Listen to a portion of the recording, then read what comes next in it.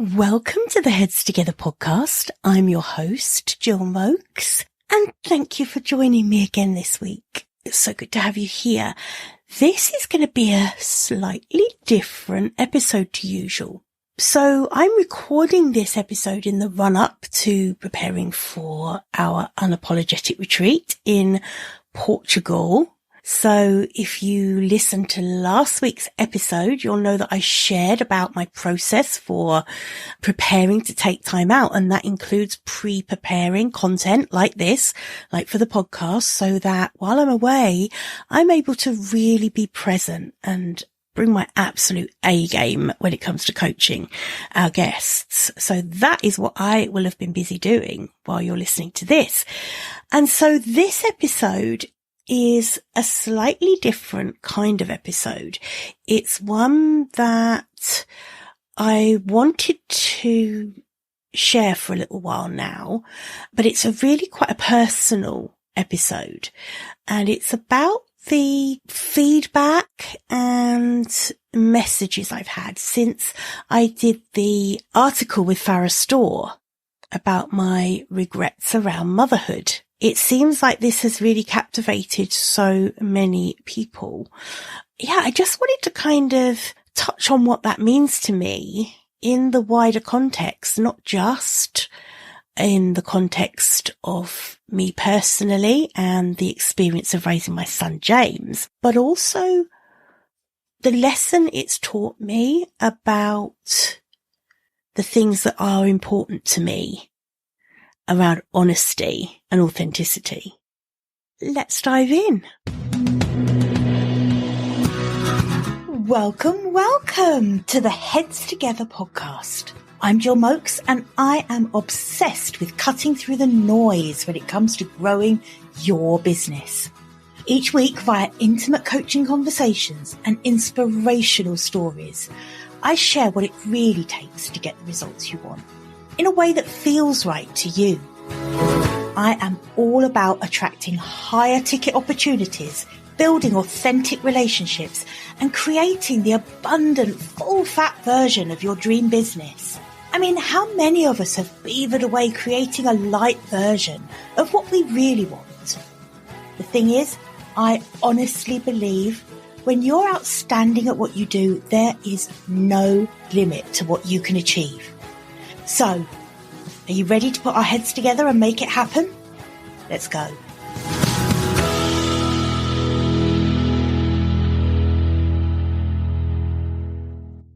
Okay, so like I say, a bit of a different episode this week. If you haven't already read the article, obviously I'm going to link to that in the show notes, but the amazing Farrah Storr, who is the ex-editor-in-chief of Elle magazine, Cosmopolitan magazine, Women's Health magazine, she's absolutely amazing. She is now head of writer partnerships for Substack in the UK.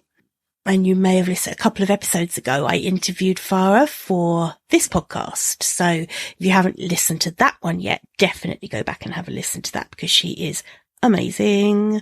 How it all came about was, when I say it, I mean, you know, working with her on this article that kind of got so much attention really from Substack and from my audience, is that she posted to Substack probably over a year ago now, just saying that she was considering writing a piece about different experiences of motherhood, maybe where it wasn't as expected, or maybe people who, you know, for whom motherhood hasn't been the stereotypical experience that most people have, or certainly hasn't felt that way to them. So I just sent her an email back saying, yeah, I'd be happy to be interviewed about it. And I explained that, you know, my son James, who's 26 now, he'll be 27 in January, he's severely autistic, and he is, number one, the absolute light of my life. I freaking adore that boy, man. He's a man now. I mustn't call him a boy.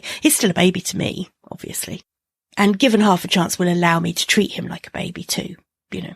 So, you know, if I'm not careful, he'll get out the bath and lay on the bed in the hope that I will still come and give him, you know, a towel. He's absolutely gorgeous. He's adorable. I will make sure that there is a photo of him somewhere in this. yeah, I just dropped her a line saying, you know, I'd be happy to talk to you about my story of motherhood, because it really hasn't been what I was expecting when I fell pregnant. You know, I didn't know there was anything wrong. I didn't know anything was wrong with James for 2 years. I mean, he wasn't diagnosed till he was 2. So throughout that pregnancy, I had all the hopes and dreams that everyone has, of becoming a mother. And when James was diagnosed with autism at 2, you know, my life really changed.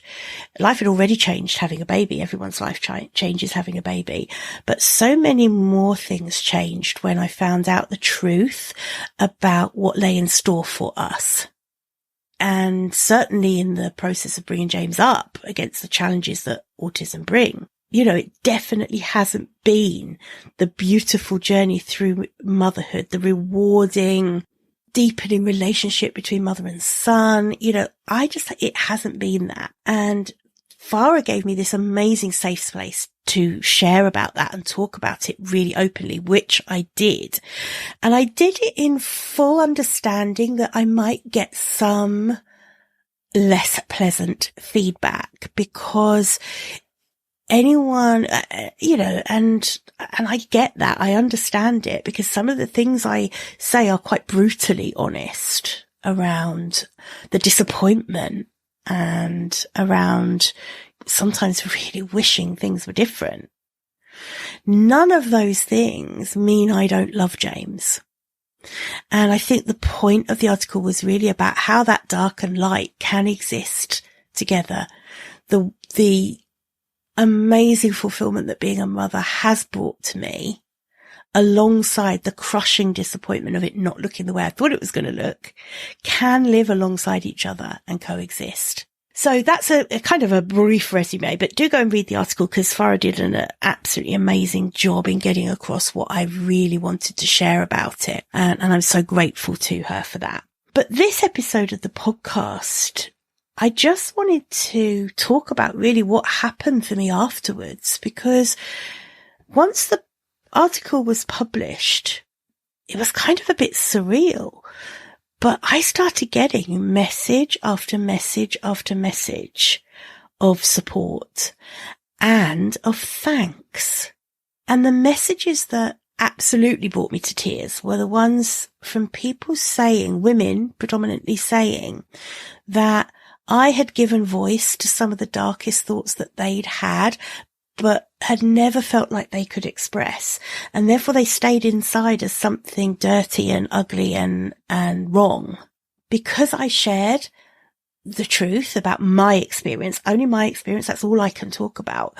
But just by doing that, it really inspired them to be perhaps more open about how they really feel, and to know that it's okay in a safe space to share how you actually feel. Your feelings are never wrong. Your feelings are just your feelings. They're never right. They're never wrong. They're your feelings. So I was just blown away by the response to the article. I can honestly say that even now, and I'm still getting some messages now, I haven't had a single person send me anything but love and support, which really blew my mind, to be quite honest, because I was ready for some people to be a little bit shocked and a little bit maybe disappointed in me. And maybe that was the feeling I had. You know, when I made the decision to be so open about it, I remember thinking, oh, you know, is it going to make my family feel sad because I hadn't maybe been as open with them at the time? So all those complex sort of feelings come up. But those are feelings that came up before I did it. Since I've done it, the freedom and the open kind of, I'm really struggling to put words to the feelings that came up since. But I think it is a feeling of a light feeling. So feeling that some of the heaviness of my experience has lifted. It's an ongoing experience. James is still in my life, obviously. You know, I see him every other weekend. He comes home and we have great times and we have challenging times. that's an ongoing process. It always will be. My whole life will be an ongoing journey with James through his life, but he is happy and I'm happy. It's really important that people understand that sharing the darkest parts of the journey doesn't mean that I'm unhappy. I have had periods of being unhappy because things in life are challenging, and it's okay to talk about that. It's okay to be open about it. It's okay to say that I regret some things. It's okay even to say that sometimes I'm not sure if I'd known what I know now, whether I would have gone ahead and had James had I known. It's okay for me to share that. There's a really important caveat to this. The first caveat to that is that I do know James, and I am so glad I have him. I'm so glad I have him, and I love him. I absolutely love him. But it has been a journey. Yeah, it's been a journey to be able to really say that wholeheartedly as well. Has been a journey that I'm really glad I've been on, and glad that I've got to where I am now with. The other caveat to sharing my story about James was that James doesn't understand. So James is severely autistic. He can't read, he can't write, he is, some people would say he's nonverbal. He does talk, but it's very echolaic. So for example, if James hurts himself, he will come up to me and say, "It's all right, darling," because that's what he expects me to say. So again, if James wants a drink, he'll say, "You can have a drink." So he has some speech, but it is kind of limited. So he doesn't have any understanding of any of this. Would I have shared so much, so brutally honestly if he did? No, I wouldn't. Because I wouldn't want my child to know some of the darker thoughts that I might have had.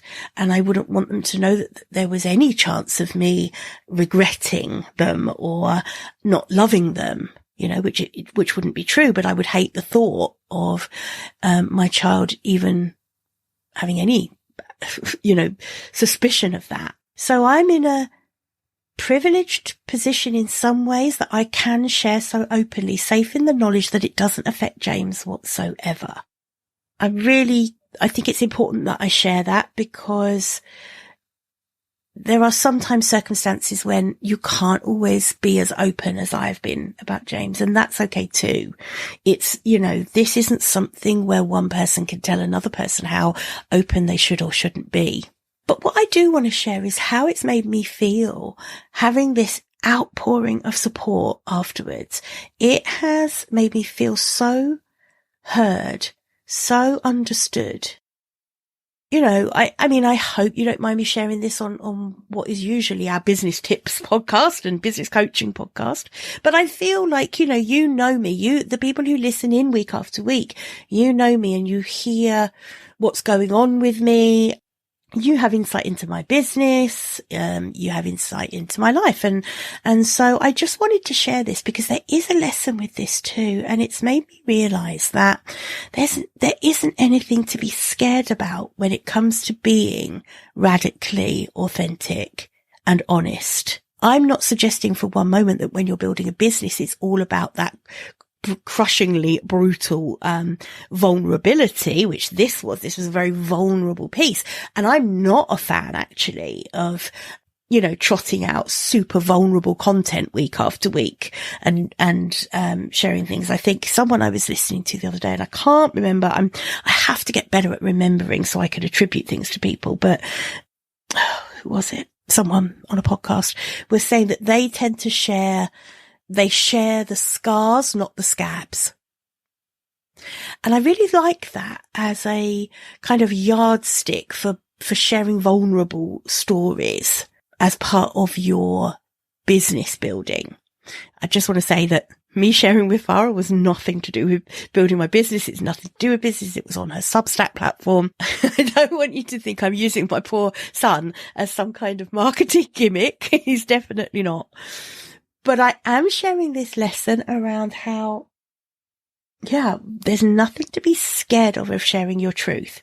But the point I was just making about the vulnerability piece, sharing scars rather than scabs is all about, kind of sharing something that has long since healed and from which you can share a lesson. And I think that's really what I hope I've done with that story about James, is that I couldn't have shared about that while I was in the thick of raising James to adulthood. It would have been way too hard to do that when it was a scab, when it was fresh, when it was raw. But now I'm through the other side. James is a healthy, happy adult, living very close to me. We have a great relationship, so it's much easier now to go back and look at the experience and be able to share the lessons I've learned and the truth about how I feel about it. I'm actually working with an absolutely amazing advocate for parents of kids with, or young adults, with additional needs, Chris Burbank.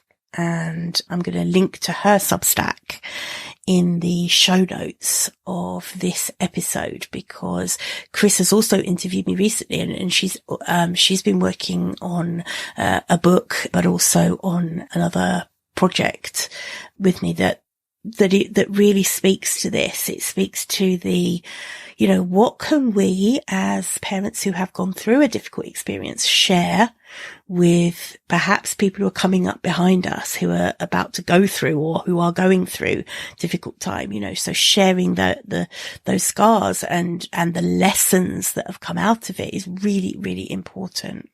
So from a business coaching perspective, which I just want to end on, really, just bringing it back to the Heads Together podcast, to the intention of this podcast, a lesson that has come to me from this really is about you will be rewarded for having courage.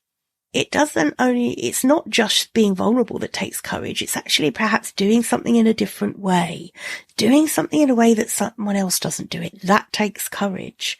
Having a different opinion to other people, that takes courage.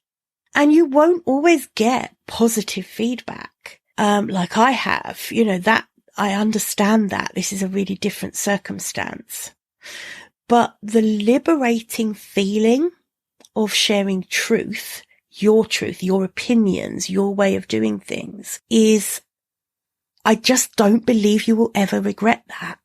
I think it is the one thing that will always set you apart from your competition, is being courageous enough to do things your way and the highway. Yeah, just a shortie this week, but bit of a deep one.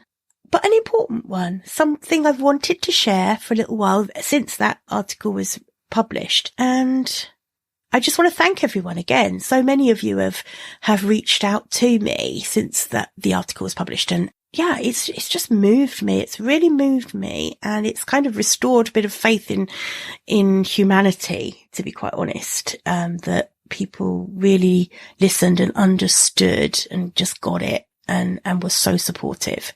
So thank you. Yeah. Be brave, be courageous, because it feels good. It feels light, feels liberating, I think is the word.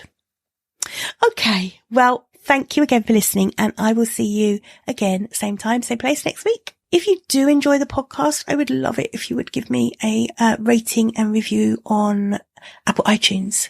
If you use that platform, that would be bloomin' fantastic. Thanks so much for listening, and I will speak to you again next week. Bye for now. I hope you enjoyed this episode and that getting our heads together this week has filled your mind with what's possible. If you love the show, would you do me a massive favour, please? Would you leave a 5-star rating on Apple Podcasts? It would really help me put more heads together, reach more ears and expand more minds. Until next week, bye for now.